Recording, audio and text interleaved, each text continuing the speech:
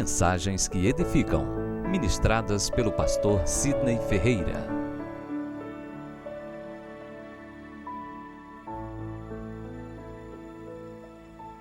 Ok, vamos abrir a Bíblia no Evangelho de São Lucas. São Lucas, capítulo 22, versículo 29, versículo 30.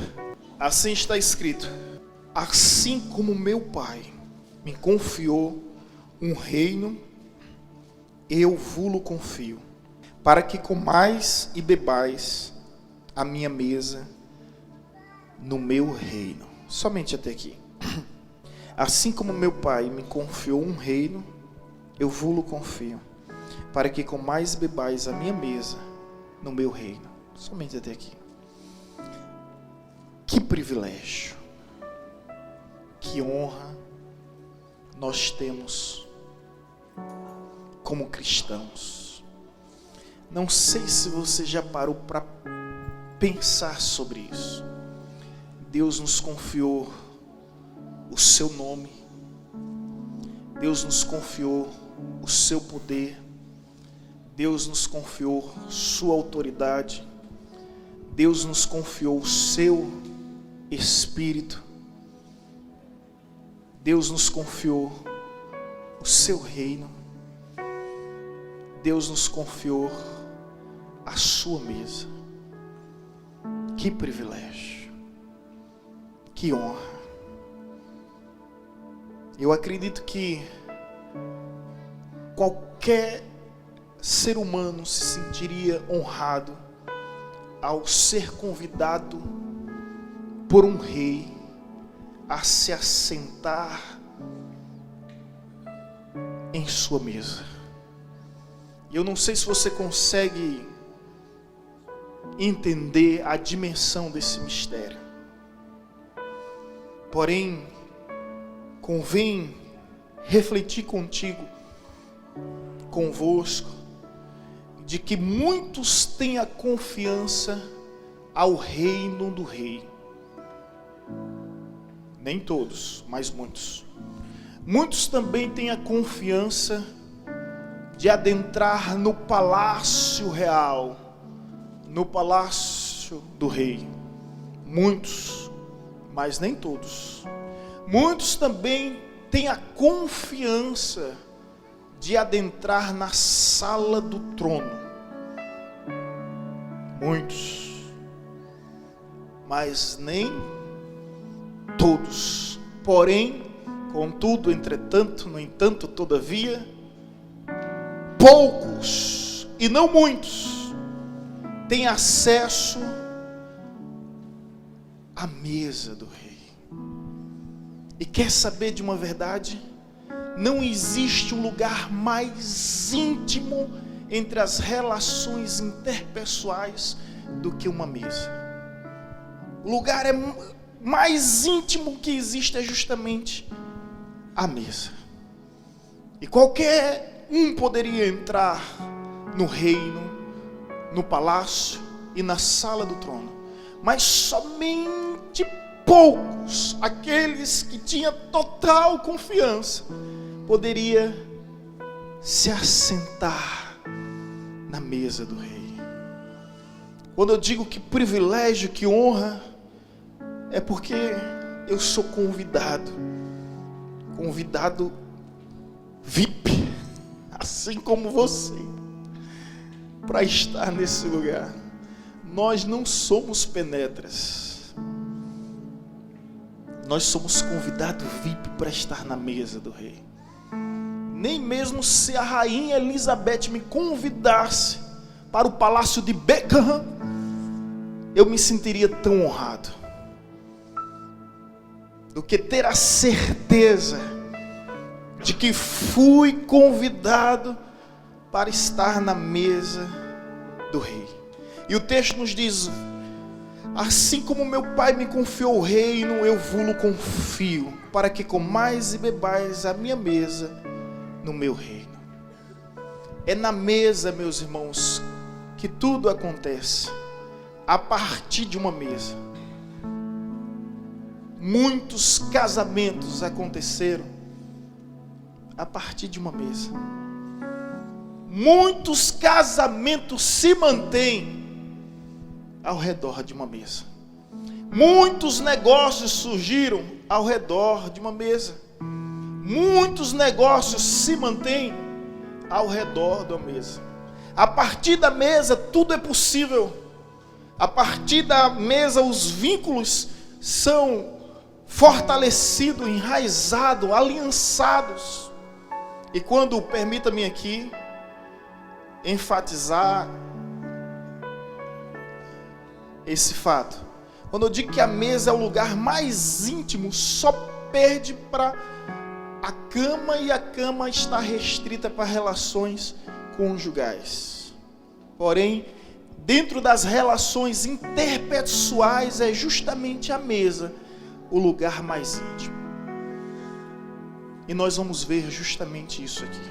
Quando Jesus dá essa palavra em Lucas 22, está relacionado, o contexto está relacionado à última ceia.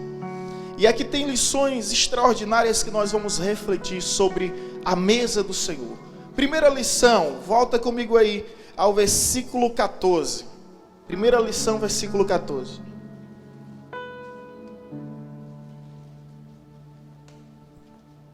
Chegada a hora, pôs-se Jesus à mesa, e com ele os apóstolos. Primeira lição, a mesa é um lugar de... Muito bem, Williams. De intimidade. E eu fico feliz de ter ido já à mesa de alguns irmãos aqui, não, William? De encontrar fartura, coisa boa. A mesa é um lugar de intimidade. Você não convida um desconhecido para a sua mesa.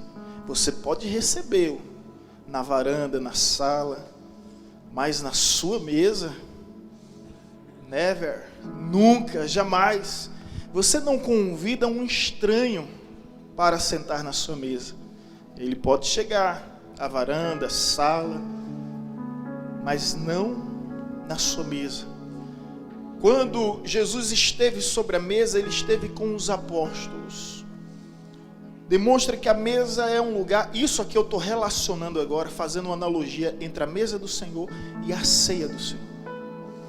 E aqui é a última ceia. Se você leu, se a sua Bíblia está aberta, e se a sua Bíblia tem epígrafes, que é essa frase em negrito, você vai ver a última Páscoa, que foi justamente a ceia.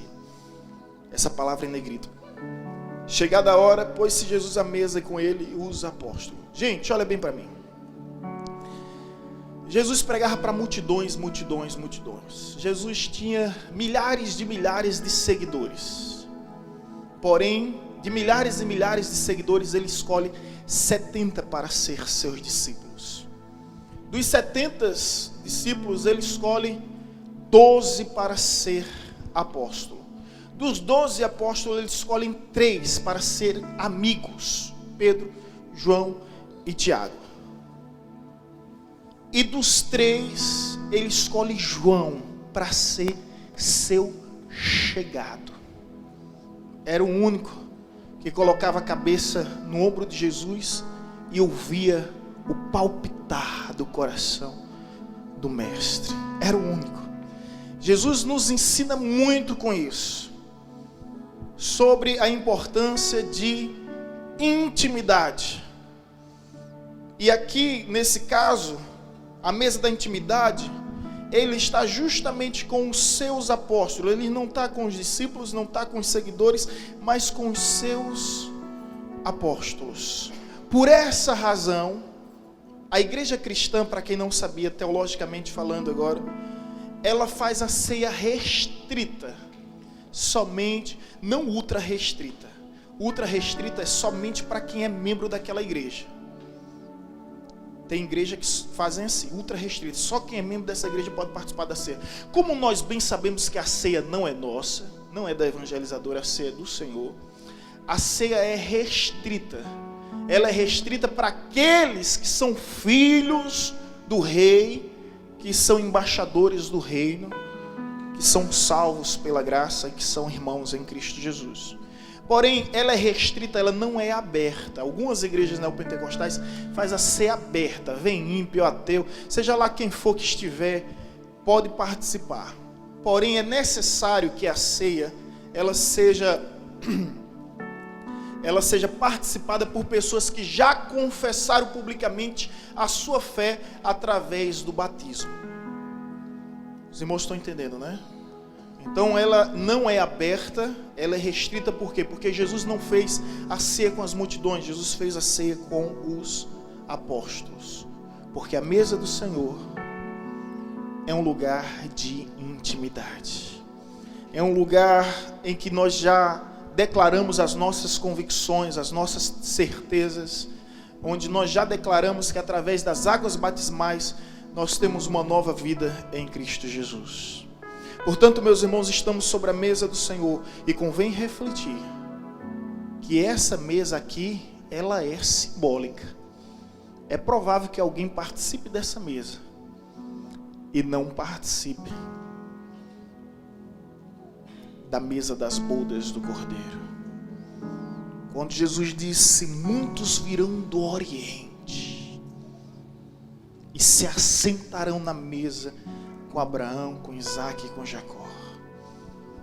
Muitos desconhecidos que vivem no anonimato chegarão a esse dia e terão a honra e o privilégio de se assentar na mesa, porque um dia reconheceram Cristo Jesus como seu único Senhor e suficiente Salvador.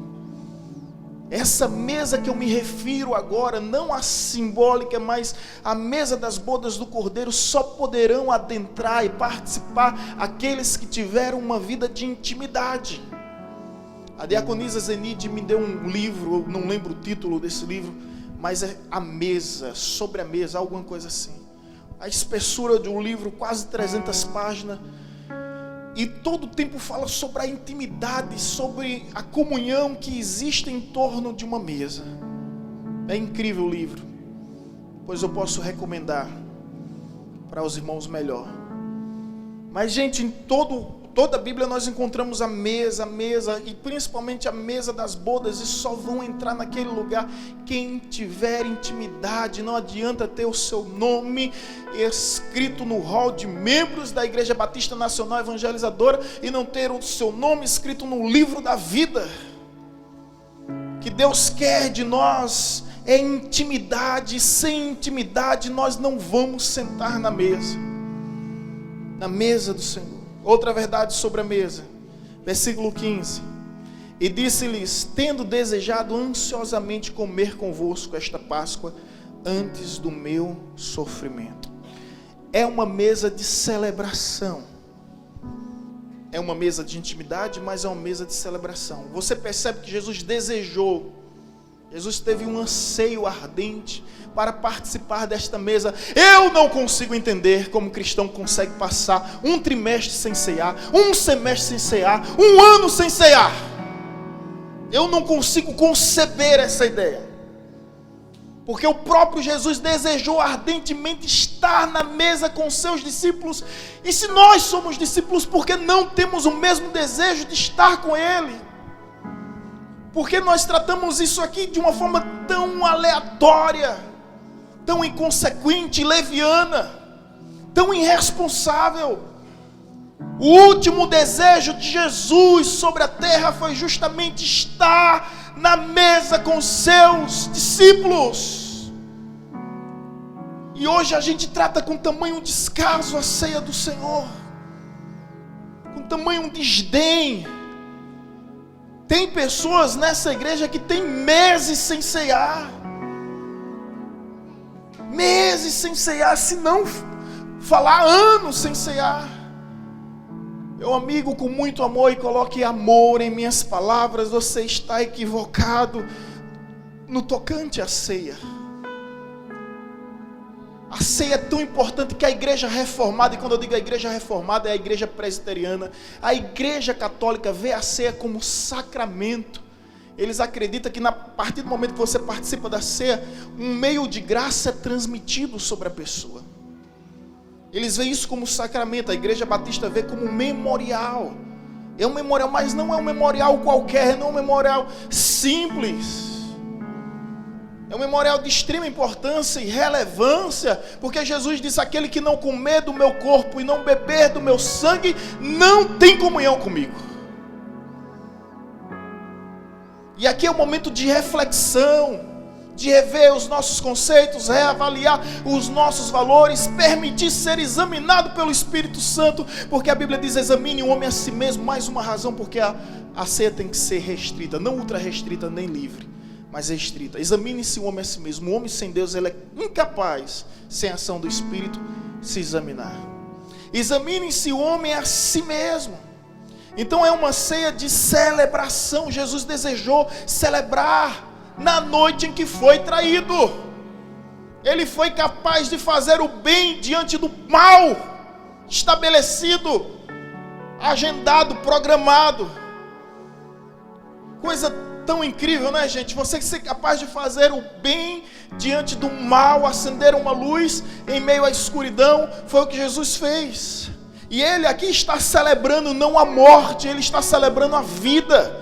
Ele sabe que o cálice é amargo, que ele vai ter que beber, mas ele está celebrando a vida. E quando nós nos reunimos sobre a mesa do Senhor, não é uma mesa de lamúrias, não é uma mesa de lamentos, é uma mesa de celebração. É para celebrarmos a vida abundante, a vida eterna que nós temos como herança, como garantia de que somos do Senhor. Então a mesa de celebração, a festa, a alegria, e Jesus nesse momento está partilhando dessa alegria, dessa emoção. Ele está celebrando. Tenho desejado ansiosamente comer convosco esta Páscoa antes do meu sofrimento. É incrível, gente, como às vezes a ceia torna-se uma ceia de lamento, de lamúrias, quando na realidade devia ser uma ceia de celebração. Celebração porque Ele vive, celebração porque Ele reina, venceu a morte por amor a nós, venceu o mundo por amor a nós, e nos deu condições de vencer o mundo e a morte por amor a Ele. Eu não tenho o que lamentar, eu só tenho aqui o que celebrar, de uma forma em que me sinto honrado e privilegiado por participar da ceia.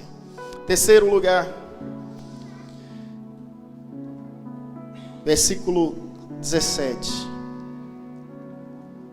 E tomando um cálice, havendo dado graça. A mesa de intimidade, a mesa de celebração e a mesa agora de gratidão. A mesa de gratidão. É com o coração agradecido que eu estou aqui. Deus, muito obrigado por fazer parte do teu povo. Muito obrigado por ter um lugar ao redor da tua mesa. Com um coração grato. A mesa de gratidão. Gente, olha para mim, escuta isso. Na noite em que foi traído, ele partiu o pão e deu graças a Deus. Ele está dando graças a Deus por aquelas pessoas. Ele está dando graças a Deus por aqueles alimentos. Ele está dando graças a Deus por aquele momento. Ele está agradecendo a Deus. A nossa ceia deve ser uma ceia de gratidão, uma mesa de gratidão, onde nós devemos apresentar sempre a nossa vida em gratidão a Deus. A Bíblia diz: por tudo dai graça. Essa é a vontade de Deus. É sermos gratos diante das circunstâncias, sermos gratos diante das situações. Eu digo por mim, e imagino que qualquer um no lugar de Jesus não teria dado graças. Mas é o seu exemplo que eu estou seguindo, e é o seu exemplo que eu quero seguir. E me desfaço de mim mesmo todo dia, toda hora, sempre que possível e oportuno. Deixo o velho homem para trás, para seguir os passos de um novo homem que caminha em direção à nova Jerusalém celestial, porque Ele abriu caminho, se tornou o caminho para que possamos chegar de volta ao Éden, aos braços do nosso Pai.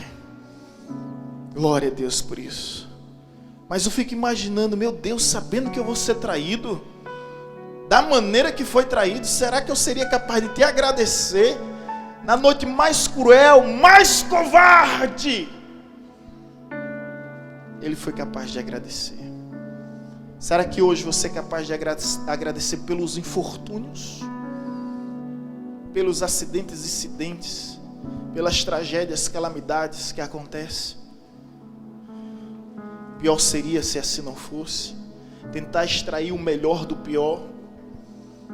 Será que somos capazes de fazer isso? A mesa do Senhor é uma mesa de gratidão. Ninguém deve participar da mesa do Senhor se não tiver um coração agradecido. Porque um coração ingrato, gente, já ouviu aquela frase, a ingratidão tira a afeição? Já ouviu? Tira a afeição. Você dá algo a alguém, essa pessoa não agradece, tira a afeição. Você lembra do leproso que voltou para agradecer? Ele ganhou muito mais do que a cura física, ele ganhou a cura espiritual. Jesus disse, vai em paz, levante-te e vai em paz. A tua fé te salvou, não da doença, mas do pecado. A tua fé te salvou, recebeu muito mais. Agora, quando uma pessoa é agradecida, a gente tem prazer, né, gente, de ver um sorriso no rosto. Os pais sabem muito bem o que é isso, né? A gente faz tudo por nossos meninos, sacrifica.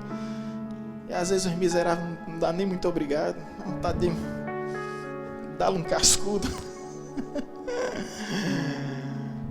Mas quando agradece, a gente tem muito mais prazer de fazer o bem. A mesa do Senhor é uma mesa de gratidão. Amém? Quarto lugar, e tomando um cálice, havendo dado graça, recebei. Recebei, só isso. Recebei. A mesa do Senhor é um lugar de serviço. Ei, olha para mim. O que é que você tem a oferecer? Receber. Receber, serviço. O interessante é o contexto. O contexto abre o nosso entendimento de uma maneira incrível. Antes da última Páscoa, antes da última ceia, Jesus adentra nessa casa. Era costume da época ter um servo atrás das portas, sentado numa cadeira, com um balde na mão, cheio de água, e com a toalha no ombro. As pessoas andavam nesse período de sandália, sujavam seus pés, e não podia entrar com os pés sujos, né? Essa questão cultural me fez passar o maior vexame na Alemanha, quando a gente entrou na casa da pastora Janaína de sandália, de sapato. A gente entrou de sapato, eu e a pastora, de sandália, né? Pastora Santana. E depois vem um pastor, aí tira o sapato, tira a meia e entra totalmente descalço. A gente, eu olho para a Vanessa olha para mim. Pastora, perdoe. Ela, não se preocupe. Na Coreia também tem essa tendência. O lugar que você entrar, restaurante, lá na Alemanha, só nas casas, todas as casas. Mas na Coreia do Sul, restaurante, qualquer ambiente, você tem que tirar o chulezento, deixar de lado. Você tem que andar com spray. Você foi esperto. Tira a meia, tira tudo. Cultura. Que for restaurante, qualquer ambiente, você tem que tirar tudo. E eles andam descalços. Ficam descalços.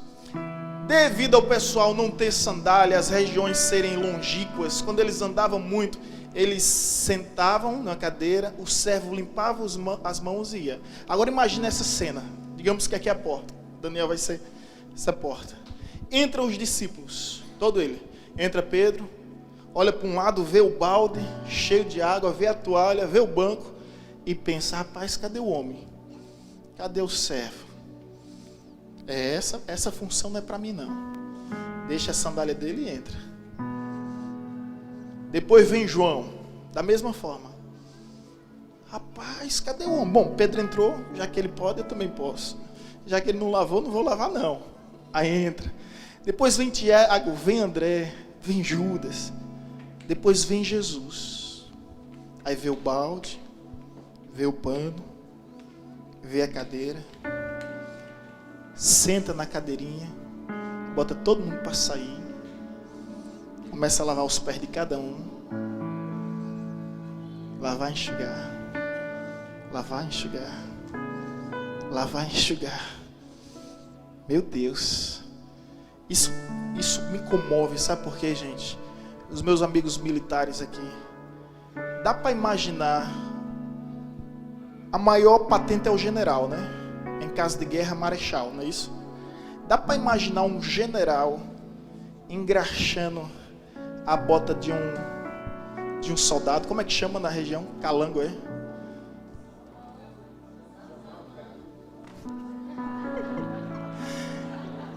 Calango. Ainda bem que... Samango, é? Por que samango, hein? É uma linguagem militar mesmo, né? Da onde eu tirei calango, gente? Me perdoa.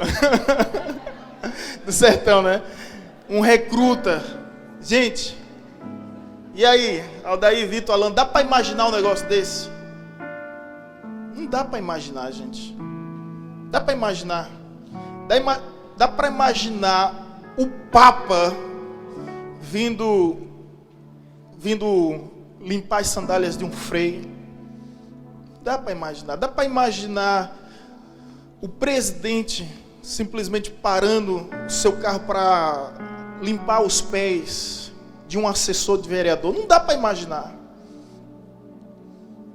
Agora imagina o Criador do universo, do cosmos, do espaço sideral, das galáxias, de toda a criação, simplesmente lavando e enxugando os pés de homens brutos, turrões, como eram os apóstolos. E Jesus ali nos ensina que a mesa é a mesa do serviço. Jesus simplesmente diz: receber, receber, receber. Aí eu pergunto: o que é que eu estou oferecendo nessa mesa? Só pode oferecer algo quem recebeu. E quem recebe de Deus pode simplesmente oferecer algo. O que é que nós temos oferecido na mesa? A mesa de servir. Jesus serviu na mesa.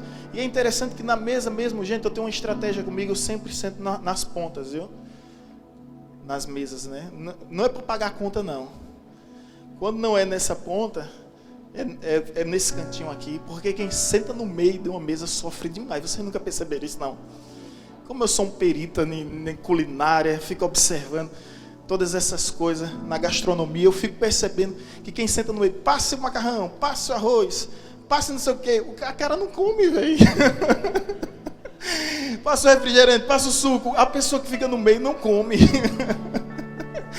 Ela está sempre servindo. Mas interessante que a mesa é um lugar de servir. A gente vai passando uma coisa para o outro, vai passando uma coisa para o outro, vai passando uma coisa para o outro. Amém, irmãos? Que Deus diz... olha aí, Elba. Diz: quem senta na ponta, a comida demora a chegar.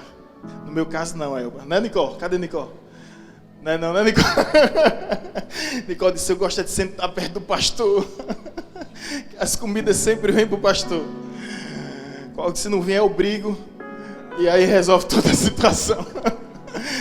Mas, gente, a mesa é um lugar de serviço. O que é que você está oferecendo? O que é que nós estamos dando e nos doando sobre a mesa? Agora, dentro de um versículo nós tiramos 3 lições. E tomando o cálice, havendo dado graça, mesa da gratidão, recebei, mesa do serviço, e reparti entre nós, mesa da partilha. Você recebeu, amém, você deu, amém. Agora aprender sobre partilhar. Era um só pão a ceia, e era só um vinho. Quem partiu o pão tinha que pensar no próximo. Quem tomava do vinho tinha que pensar no próximo. A pergunta é: temos pensado no próximo quando se trata de partilha?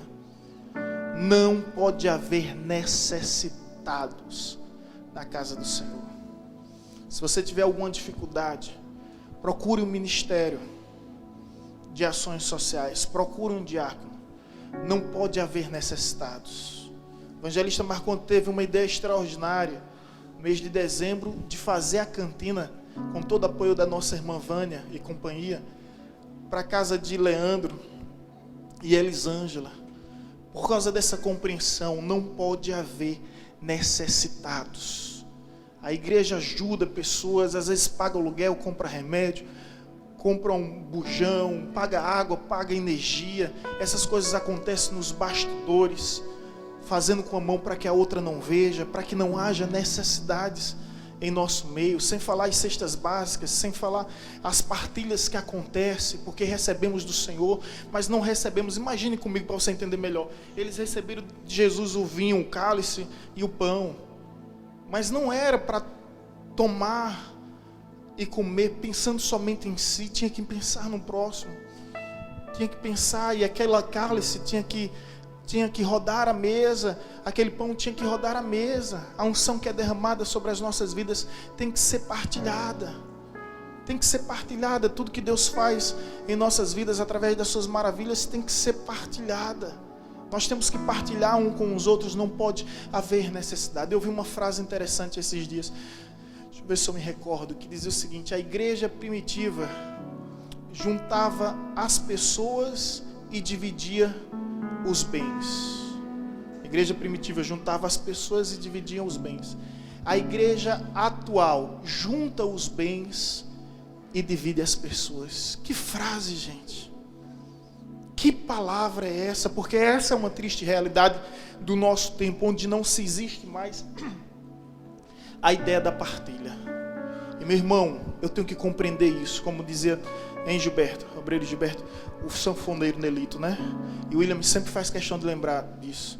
Ele diz bem assim: sou abençoado, sou abençoador. Sou abençoado, sou abençoado. Deus está me abençoando, então eu estou entendendo que Deus quer me usar para abençoar outra pessoa.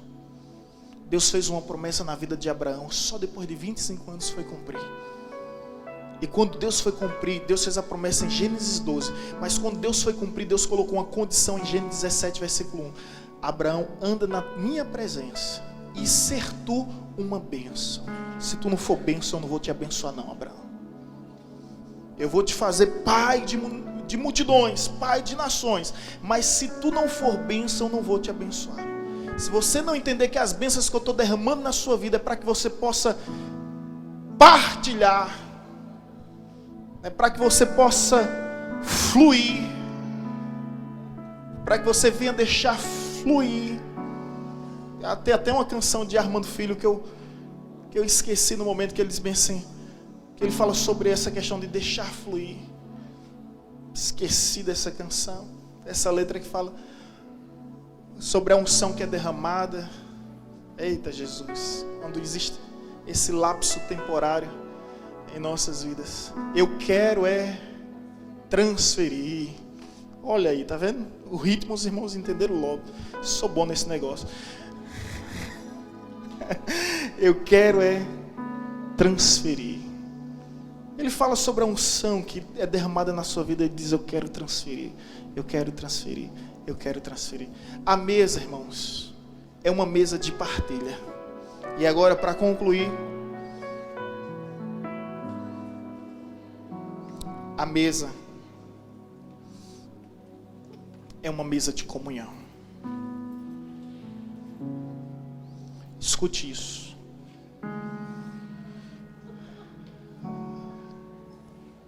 Os discípulos, os apóstolos estavam lá porque tinha algo em comum. Sabe quem? Eu já entreguei aqui. Se eu perguntar sabe o quê? Mas quando eu pergunto sabe quem? Jesus. Eu fico, pense comigo. É a última Páscoa, é o último dia da Páscoa, né? Quer dizer, é o dia da Páscoa. É a sexta-feira. O que é que os apóstolos estão fazendo com Jesus? Eles não tinham esposas? Tinha. Eles não tinham pais? Tinha. Eles não tinham família? Tinha. Mas o que é que ele está fazendo com Jesus naquela hora? Já parou para pensar sobre isso?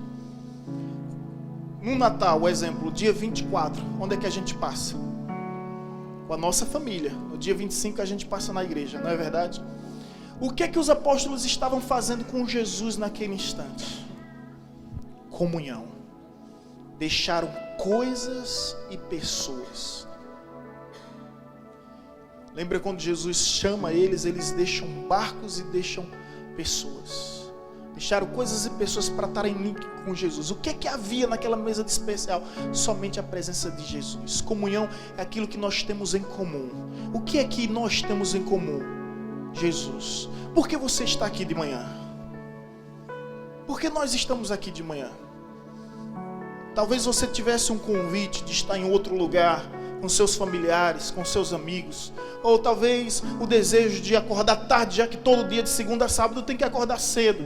Acordar um pouco mais tarde, sem um compromisso de ter que se levantar, de ter que se arrumar e de assumir qualquer tipo de responsabilidade. Mas por que nós estamos aqui? Comunhão em Cristo Jesus. Agora, os apóstolos estavam lá por causa de Jesus. E Jesus estava lá por causa de quem?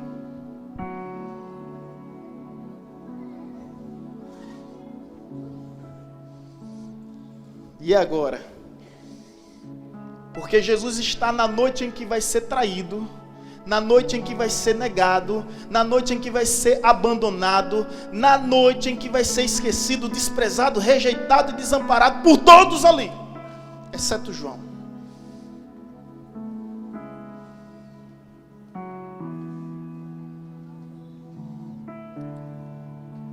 Os apóstolos estavam em comunhão, em comum.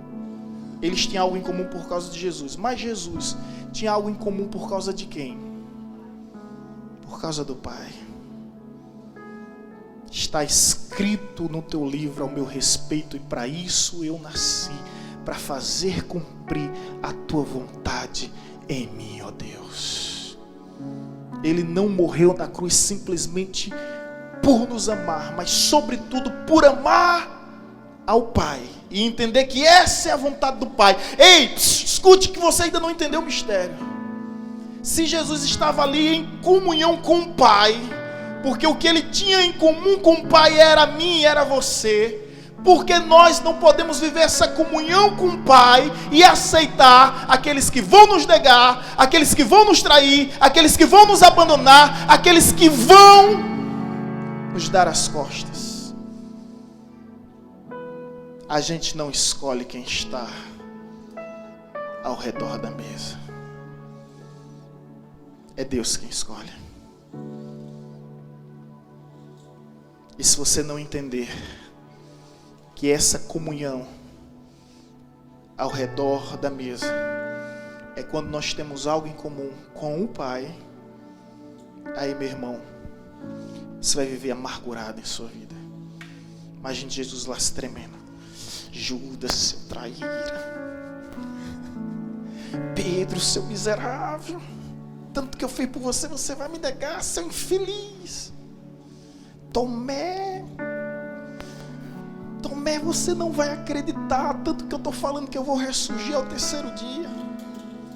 Imagina o complexo. Imagina os bloqueios, os traumas, as agonias. Mas a comunhão com o Pai fez com que ele olhasse para Judas e dissesse: eu sei o que você vai fazer. Eu sei também que você vai vir me beijar. E eu vou lhe chamar de amigo. Não porque eu sou falso, mas porque o seu caráter não muda o meu caráter. A sua natureza má não muda a minha natureza boa. Fez com que Jesus olhasse para Pedro e disse: Pedro, tu vai me negar 3 vezes, mas eu vou ressurgir dos mortos e vou dizer: diga aos meus discípulos e a Pedro que eu vivo, venci a morte e vivo para sempre. olhou para Tomé e sabia tudo o que ia acontecer. Tomé, você não acredita em mim.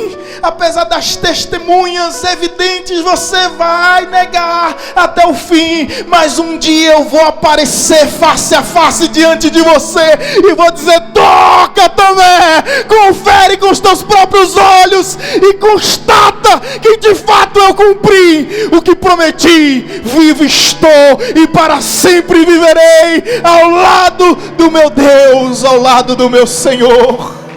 Aleluia!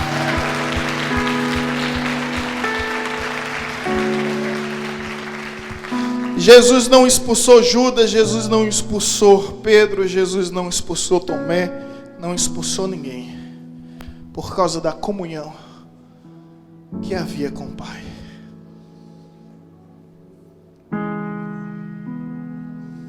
É essa mesa que eu quero participar.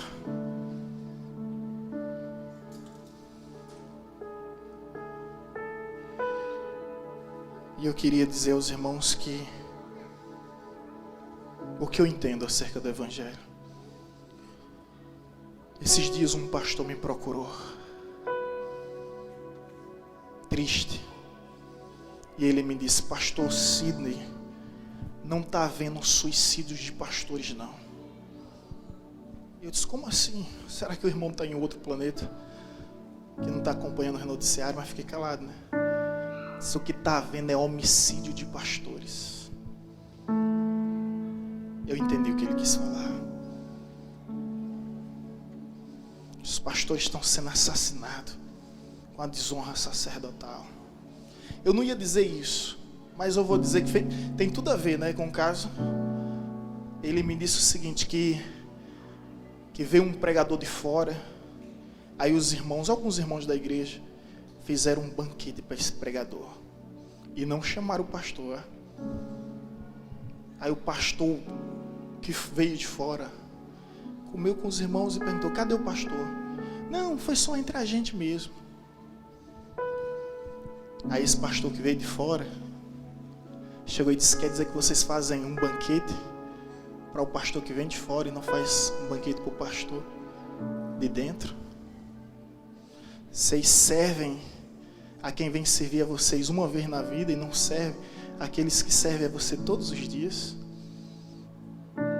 Eu agradeço o cuidado que vocês tiveram comigo, mas reprovo o descaso sacerdotal que vocês tiveram com o pastor de vocês. Eu não ia contar isso não, mas aconteceu. Quando ele me disse isso, eu queria saber quem é esse homem, missionário Milton. Eu ia dizer: vejo que tu és profeta. Porque quebra um clima, né, gente, para ensinar uma verdade. E a conveniência não permite, às vezes, que a gente seja verdadeiro. Mas o que eu quero dizer sobre esse pastor que estava muito amargurado, eu abracei ele e tudo, é que ele disse bem assim: pastor Sidney, quantas vezes nós devemos perdoar? Ele disse: Pedro pergunta a Jesus 7. Jesus responde por hipérbole, figura de linguagem que denota exagero. Não 7, mas 7 vezes 70.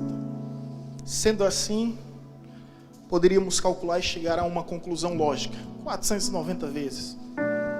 Mas o que Jesus nos ensina é que devemos perdoar quantas vezes for possível e necessário. Quantas vezes for possível. Escute isso. E quantas vezes seja necessário. Mas pastor, como assim? Você... Eu estou resumindo, sintetizando. Você não entendeu o mistério do perdão. Você vai liberar o perdão não é porque a pessoa merece, não. É porque você precisa. E aí, meu irmão, não importa o que ela fez, como ela fez, você tem que liberar esse perdão porque você precisa. A mágoa, o ressentimento não vai te fazer bem. Não vai te fazer bem. Então você libera esse perdão. E ele ainda demonstrou dúvida e eu respondi a ele o seguinte. Está escrito em Provérbios 23, 18, não me recordo bem a referência. Diz: aquele que confessa os seus pecados e deixa alcançará misericórdia. Escute isso, irmãos. O perdão de Deus está disponível para todos que confessam, mas a sua misericórdia somente aqueles que confessam e deixam. Eu olhei: pastor, perdoe a quem deve perdoar, conforme está escrito, para que Satanás não alcance vantagem sobre você. Mas a sua misericórdia não ofereça àqueles que continuam na prática do pecado.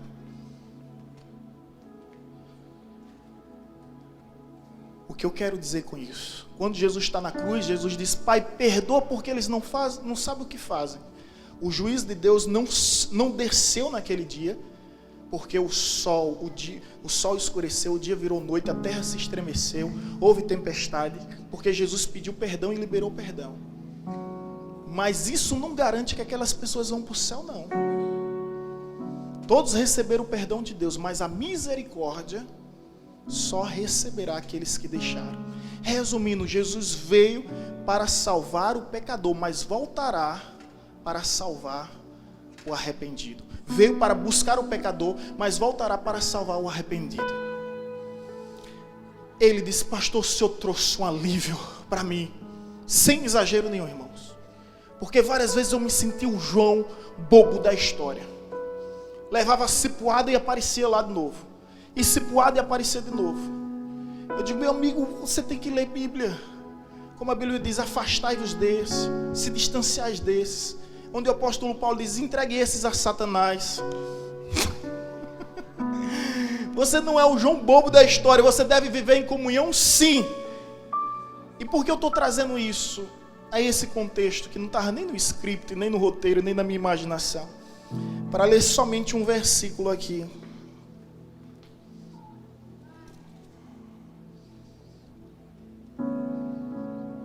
No versículo, capítulo 22. 21, 22. Jesus estava em comunhão, escute isso, gente. Jesus estava em comunhão, estava. Com todos, estava. Com Judas, estava.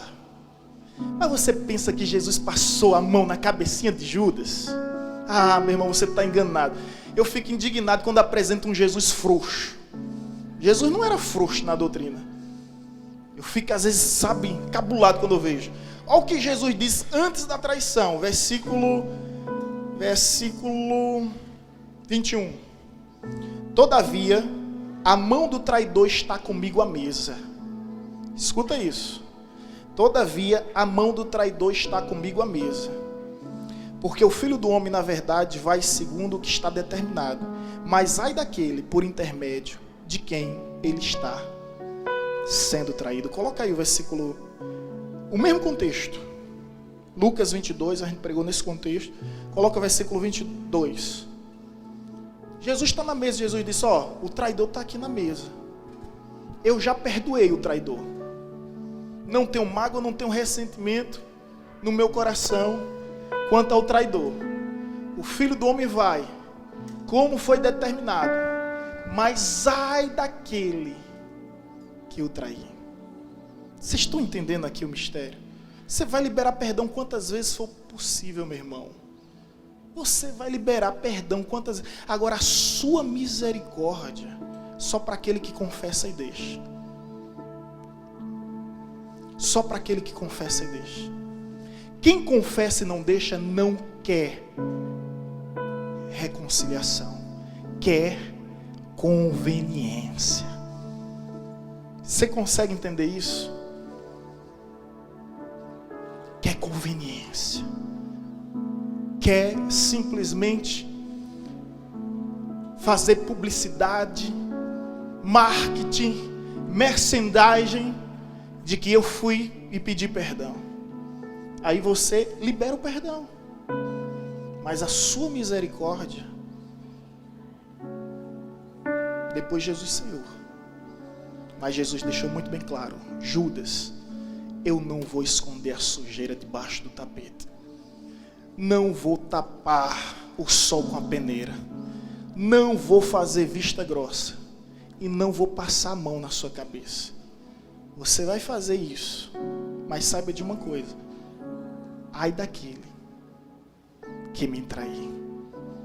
Isso é evangelho. E como é bom mergulhar na palavra de Deus, porque você não é convencido por mais ninguém a não ser pela palavra do próprio Deus. Estão entendendo o mistério? O manto que está sendo desenrolado aqui, o manto que está sendo desenvolvido, até Jesus voltar, muitos Judas vão sentar na nossa mesa. Você não vai expulsar, sabe? É aquele, o pastor Cláudio Duarte fala isso, é aquele familiar que você sempre convida porque tem que convidar, mas ele sempre estraga a festa. Mas ano que vem ele está lá de novo. Vai fazer o quê? Ele sempre cria uma contenda, uma dissensão, uma facção. Judas vai estar conosco na mesa até o fim. Nós não vamos expulsar Judas. Nós vamos viver em comunhão por causa do Pai. Vamos perdoar Judas quantas vezes for necessário. Se ele vier nos beijar, a gente chama ele de amigo, não tem problema. Isso não é falsidade. Não é falsidade. Agora, a misericórdia é outro departamento. Como eu não gosto de ficar perdido, deixa eu ler aqui o Provérbios, que eu creio que eu errei na referência. 28:13, né? Provérbios 28:13. 28:13. Quem esconde os seus pecados não prospera, mas quem os confessa e os abandona, encontra misericórdia. Então quem confessar, recebe o nosso perdão. Mas quem confessar e deixar, encontra a nossa misericórdia. Os irmãos entenderam aqui o que é estar à mesa do Senhor? Porque ninguém vai ser o bobo da corte e nem João bobo da história.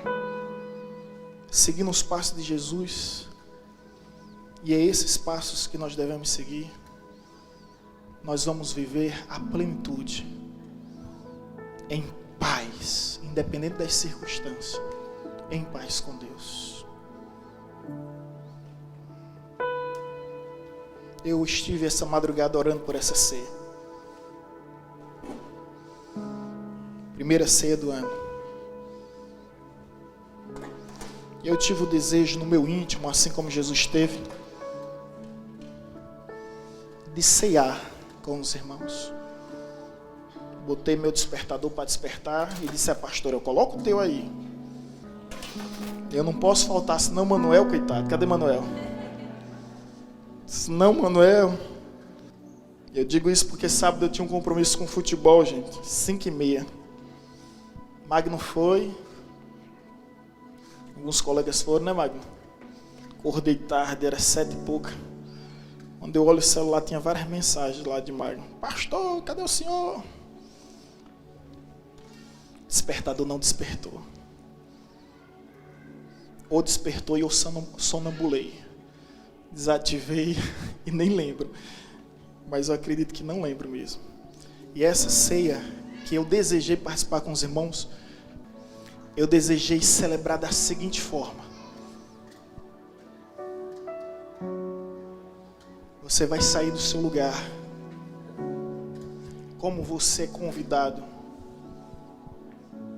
pelo Senhor da mesa para estar na mesa do Senhor. Você vai vir a esse lugar e você vai pegar o seu pão e o seu vinho. Entenda o mistério que é aqui. Você vai subir no altar do Senhor e você vai pegar o pão e você vai pegar o vinho. Hoje ninguém serve a ninguém, mas a gente vai ter a honra de se servir na mesa do Senhor. É uma honra ser servido pelos diáconos, obreiros, missionários, evangelistas. É uma honra. Mas também é uma honra você vir diretamente à mesa. Eu, como pastor, não vou estar te servindo. Os diáconos não estarão te servindo. Você vem pegar do seu pão e pegar do seu vinho. Se você está em comunhão com Deus, se você está em comunhão com sua igreja, em comunhão com o seu pastor, se você está com o seu coração em paz, se você já desceu as águas batismais, se você já se examinou a si mesmo e foi capaz de confessar os seus erros e pedir perdão por todas as suas transgressões e iniquidades, então você está habilitado, autorizado a sair do seu lugar, subir no altar e participar diretamente da mesa do Senhor. Nós consagramos o pão, nós consagramos o vinho e nós consagramos todo o povo de Deus, em nome de Jesus. Amém.